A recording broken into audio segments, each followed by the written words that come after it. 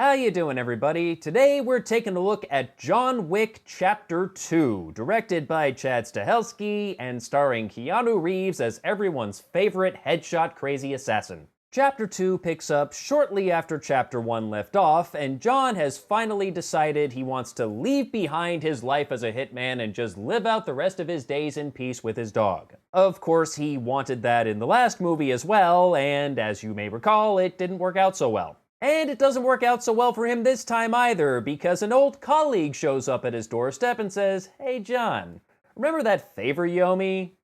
Well, I'm here to collect." And despite John's protests, he is ultimately coerced into coming out of retirement for one last job, which of course turns into a massive shit show and lots of people die. But the dog does not. I want to make that clear. This is technically a spoiler, but the dog does not die, so if you were upset by the dog dying in the first movie, doesn't happen this time. So if you didn't know, I really liked the first John Wick movie. That was a hell of a lot of fun, one of the better action movies I have seen in recent years. It was essentially about 2 hours of Keanu Reeves shooting people in the face, and it was awesome. And thankfully, that aspect has carried over into the sequel. So many headshots. I don't know if this movie has a higher headshot count than the first. I honestly have to go back and watch both of them again, but it's a ridiculously high number, and it is glorious. The gunfights in this movie are fantastic. They do not disappoint at all. They are a ton of fun, and occasionally they even sneak a little bit of humor in there. There's a pretty funny scene with Keanu Reeves and Common, who plays another hitman in this movie, and they're basically trying to very quietly shoot at each other in the middle of a crowded subway station. Like, they're just both walking along very calmly, just kind of looking over their shoulder at the guy. Every once in a while, they pull out a pistol with a silencer. Pew, pew. Keep on walking. It's like, damn, I missed. The other's like, pew, pew. Ah, damn it.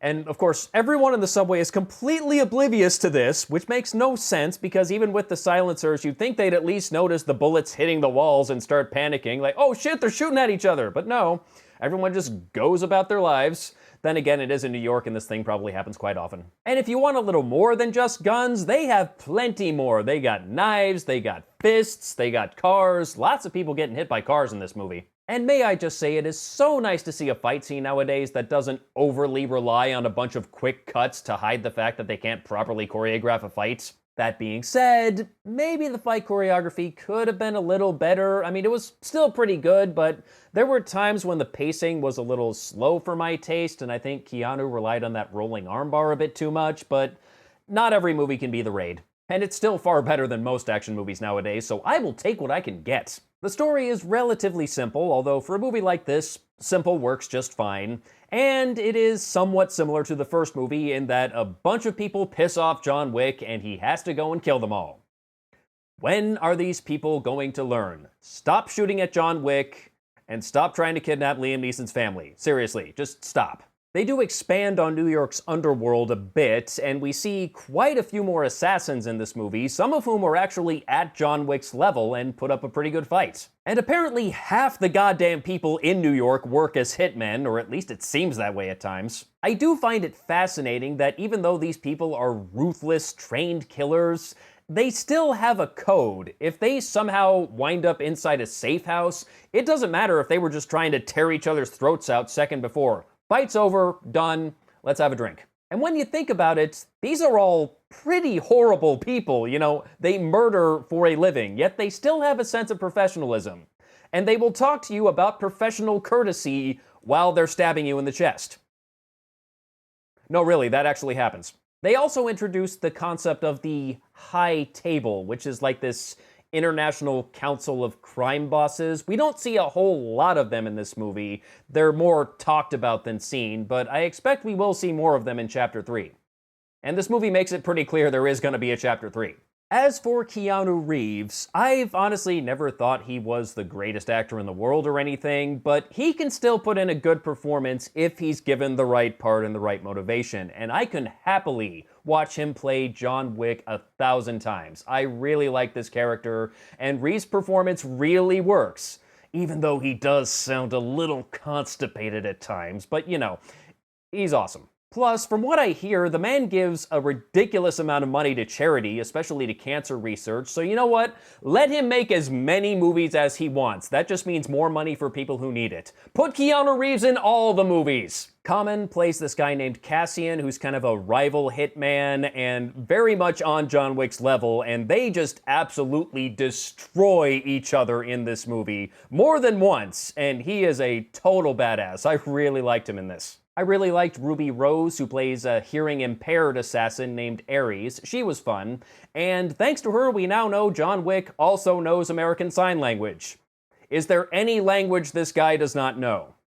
Does he know Klingon? You know what? He probably does. Ian McShane plays the proprietor of this safe house that John Wick stays at while he's in New York, and he's Ian fucking McShane, so of course he's awesome. And like the first John Wick movie, we have another Matrix reunion, and this time it's Lawrence friggin' Fishburne. He plays a character who is simply known as the Bowery King, and if you're thinking, since this is a Matrix reunion of sorts, he's going to play a character similar to Morpheus, oh no. Morpheus was very calm, cool, and collected. The Matrix is everywhere, even now in this very room.